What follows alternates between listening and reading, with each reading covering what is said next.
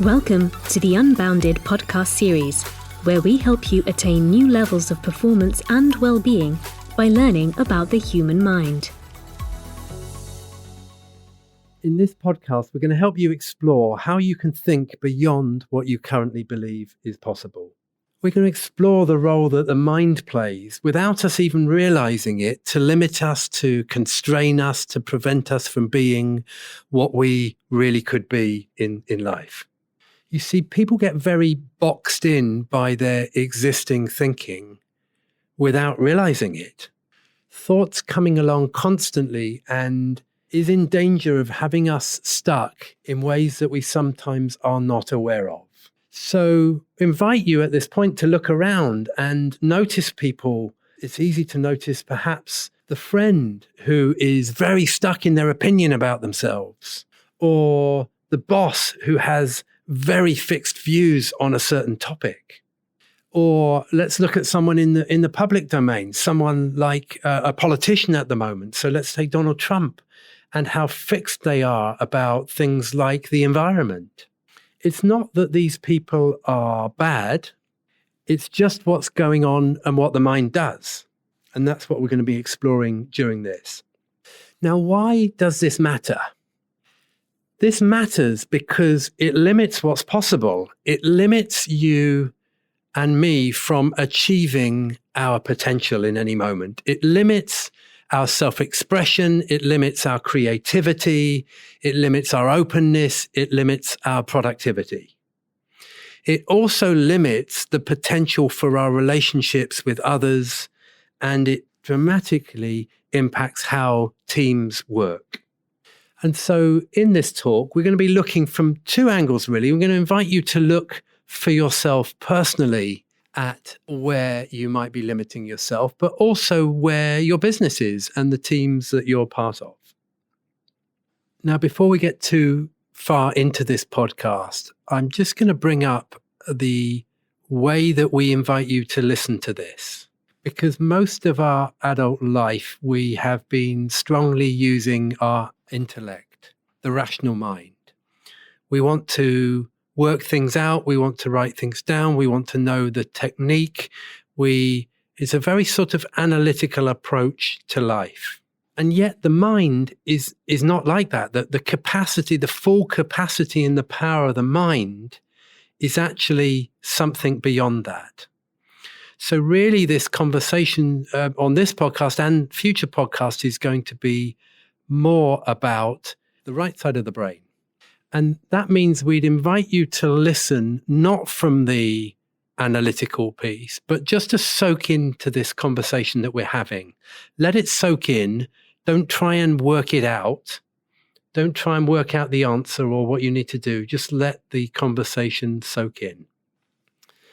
So first of all, I want to take you back and just look at the mechanics of how the mind works. This sounds a little bit ethereal, but let's just sort of take one step. Rather than being in the mind to have this conversation, I want to have you look at the mind and what it's doing. So really what's happening is psychologists say that we're having 60 to 70,000 thoughts every day.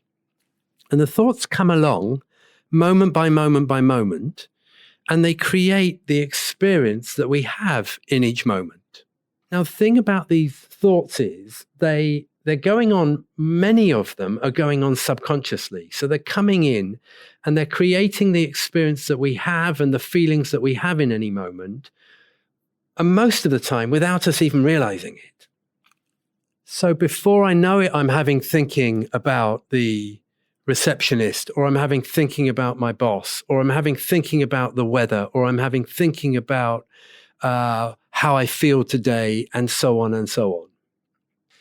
Now, a thought on its own, well, that can be pretty harmless. But what seems to happen in the psychological system that we've got is that a thought comes along and they sort of stick together. And before we know it, we've got an opinion on something that actually turns a bit more strongly into a belief about something, like a fixed belief. And actually then it becomes the reality that we exist within. So what we find is that we've got fixed thinking, which is we don't even think of it like fixed thinking. We experience it as our reality. So we've got a reality that says, well, I am this way. I am confident, or I'm not confident, or my boss is like this or like that, or the business climate at the moment is terrible, and so on and so on. And we're living very fixed in these experiences that we have. And the more we believe this thinking that's going on, the more immersed we are in it, the less open we are. And the less open we are to be able to have fresh insight, to see things differently. Now, you may remember the Einstein quote.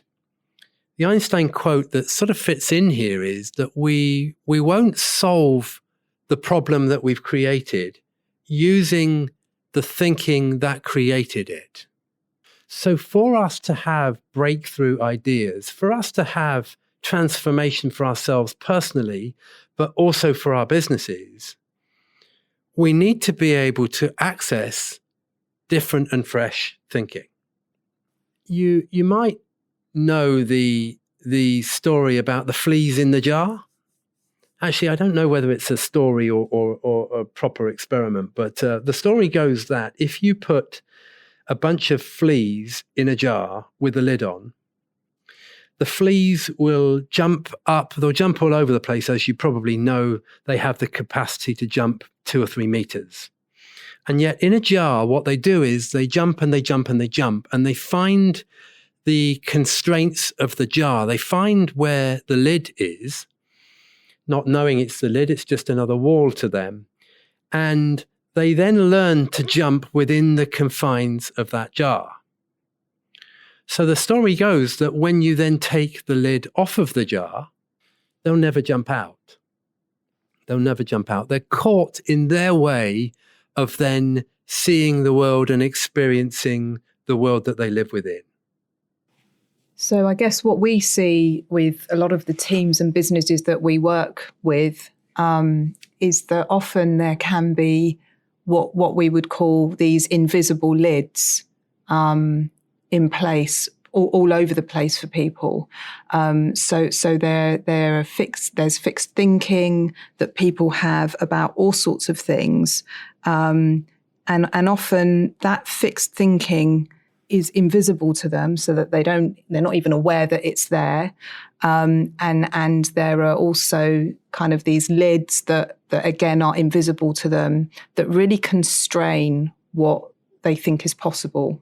And I guess one of the things to say is that the way that this can often show up is that I can think of some examples of teams that we've worked with where they're after some breakthrough ideas or new ways of working, and we will be facilitating a conversation around that. Now, often what you'll find is that when people are in fixed thinking around this topic, or whatever topic they're discussing, the conversation can often be very transactional.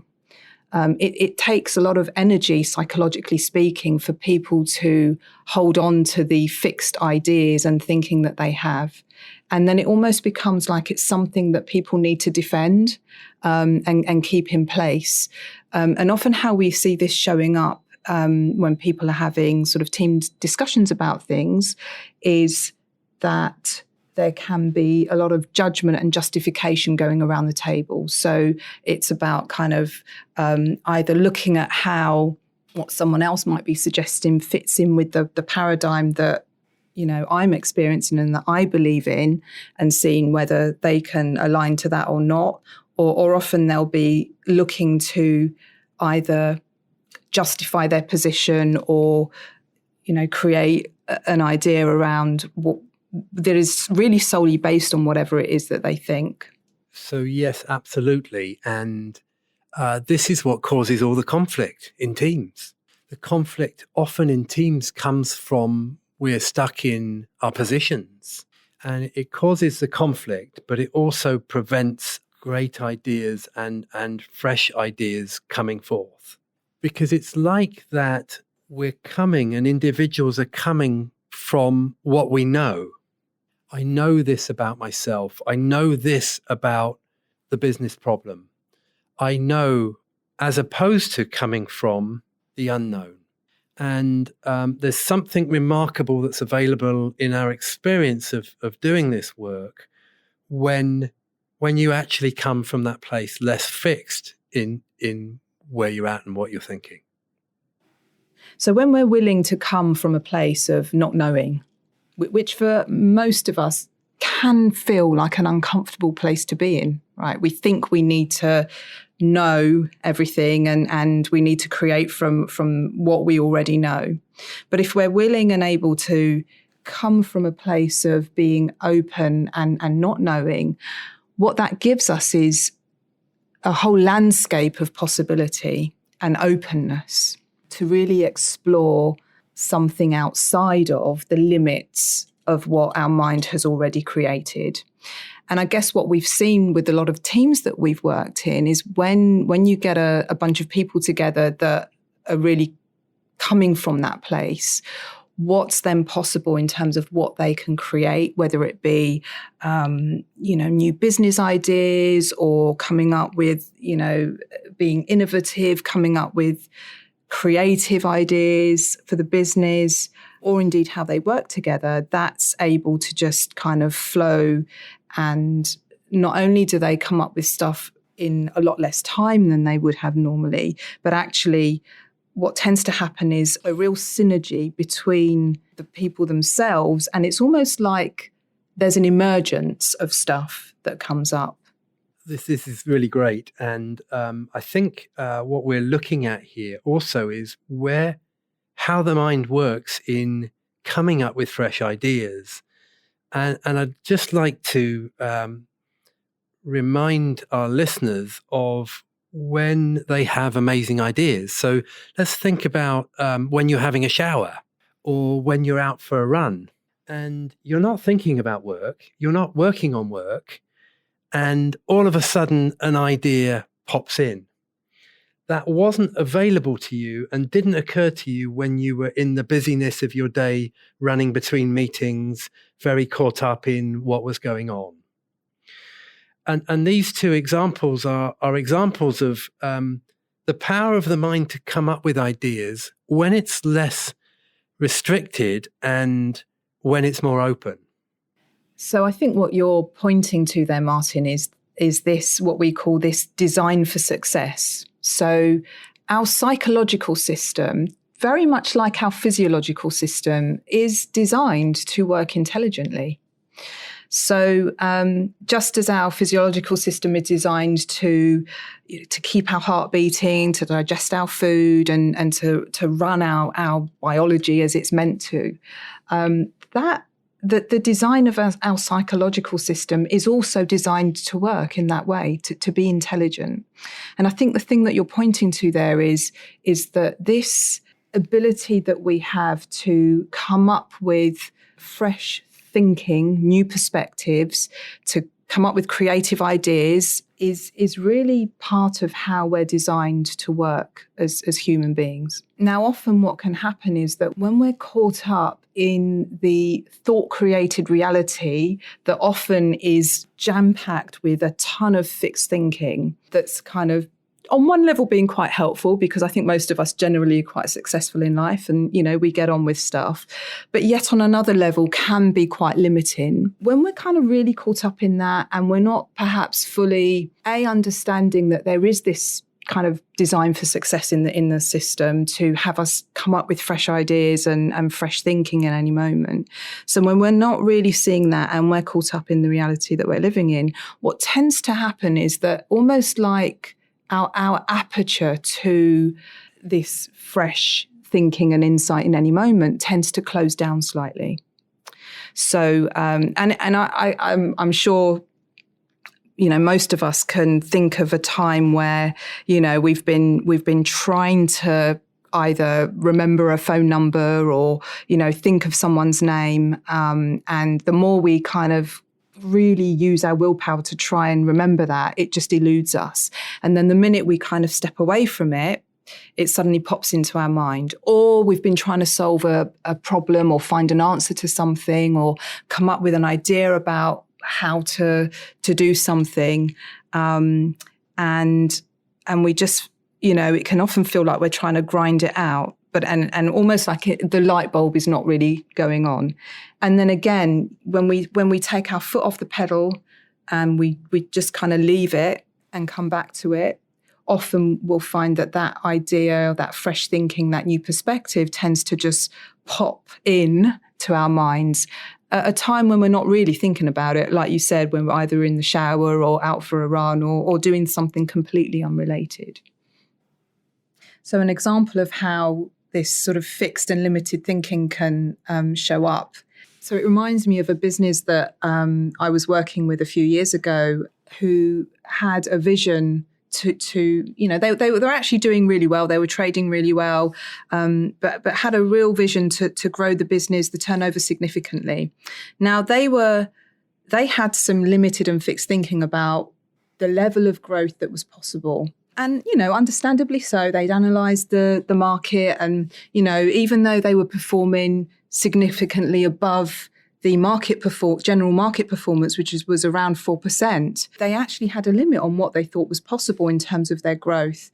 So once they really got to grips with and explored this understanding about the nature of the mind and how it works, and they understood that and had some insights around that and around how, thought works and how we can have this limited and fixed thinking, they started to see things quite differently. And when they started to have some fresh thinking about stuff relating to what was possible for their growth, instead of going for a 4, 5, 6% growth that, in their opinion, originally was actually also potentially a stretch, they ended up setting their target at plus 20. And we kind of went back to them a year or two later, and they didn't quite reach the 20%, but they did get quite close to it. I think that's just a really good example where they could have quite easily only stretched themselves and set a target for maybe 4, 5, 6% and therefore really limited what was possible for the business. I'd like to give another example, actually, of a team that we've worked with recently. This is a board with 3 major shareholders on the board. And they had very fixed thinking about all sorts of things. They had very fixed thinking about each other. They had very fixed thinking about what was possible for their business. They were actually running 3 businesses jointly. They also had very fixed thinking about not wanting to offend each other and knowing what each other thought when actually they didn't. And so what was occurring was that they were stuck in a cycle. They were stuck in a situation that they weren't happy with and didn't like, and was causing them a significant frustration. It all came down to fixed thinking. And through a series of a process that we went through with them to help them explore the mind, they actually unlocked all of the things that they were making up, and it enabled them to have conversation that they were never previously able to have. And what it ended up was that each one of them took a separate business and ran them individually. So the primary purpose of sharing this is that they unlocked something that they never thought possible before. So one of the slight paradoxes of having sort of fixed thinking is its invisibility. So it's not always obvious to us. We can't always see that we are in thinking that is limiting us or that we're really stuck in. So we're blind to it quite often. And one of the questions is, how can we know if we are in this fixed or invisible thinking? How can we know whether we have invisible lids on what's possible and how we see the world? And so just pointing back to what we were discussing around this design for psychological success, that gives us that the system is designed to work intelligently. And so one of the ways that we can have a bit of a clue as to when we might sometimes be stuck in invisible thinking or have invisible lids is through tuning into what I call our feeling barometer. So part of the design of the psychological system is that we, almost like thought and feeling, are two sides of one coin. So thought has a feel to it. And so when we tune into that barometer, when we tune into our feelings, that can give us a clue as to where we're at. Now, when we're stuck in thinking that is what I call low aperture, so it's not coming from a fresh, emergent space, the feeling that comes with that can often be described as a little bit tight, a little bit heavy, a bit icky, for want of a better word.